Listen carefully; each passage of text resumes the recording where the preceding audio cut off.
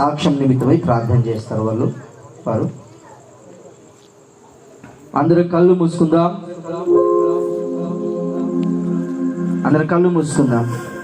ప్రార్థన సాక్ష్యం నిమిత్తమై మన మధ్యలో ఉన్నటువంటి జేమ్స్ అయ్య గారు ప్రార్థన చేస్తారు.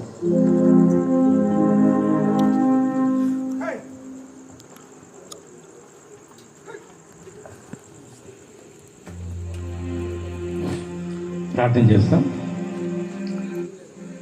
మా స్తుతికి ఆరాధనకు పాత్రమైన నా పరలోక తండ్రి, నిఘనమైన శ్రేష్టమైన మహోన్నతమైన నామమునకు కృతజ్ఞతాస్తుతులు చెల్లిస్తుంటున్నాం.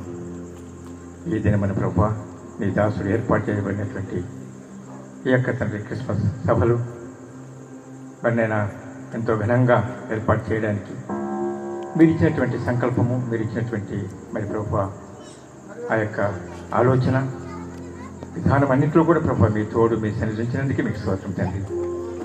ఇంత గొప్ప దైవజనుల మధ్య మరి ప్రభువా మరి ఈ యొక్క అన్యుల మధ్య జరుగుతున్నటువంటి యొక్క మరి తండ్రి ఈ గొప్ప సమావేశము క్రీస్తు పుట్టుకల గురించి ప్రభువా క్రిస్మస్ ఆరాధన గురించి మరి తండ్రి సమావేశం ఏర్పాటు చేసి ఉంటుండగా మేమంతరం నేను ఆరాధించడానికి స్తుతించడానికి వచ్చి ఉన్నాం.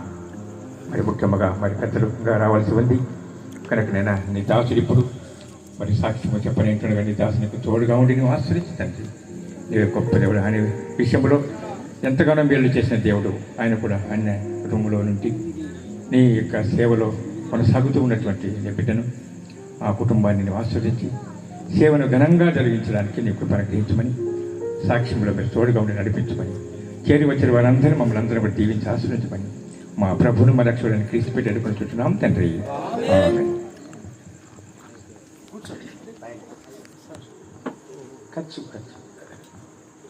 Praise the Lord. హల్లెలూయా. యేసయ్య నామమునకే మహిమ కలుగును గాక. అందరూ చేతులెత్తి ఒకసారి దేవునికి స్తోత్రం చెప్దాం. హల్లెలూయా, హల్లెలూయా. యేసయ్య నామమునకే మహిమ కలుగును గాక. ఈ సమయంలో దేవుని యొక్క వాక్యాన్ని చదువుకుందాం. మత్తయి సువార్త 11వ అధ్యాయము 25వ వచనం నుంచి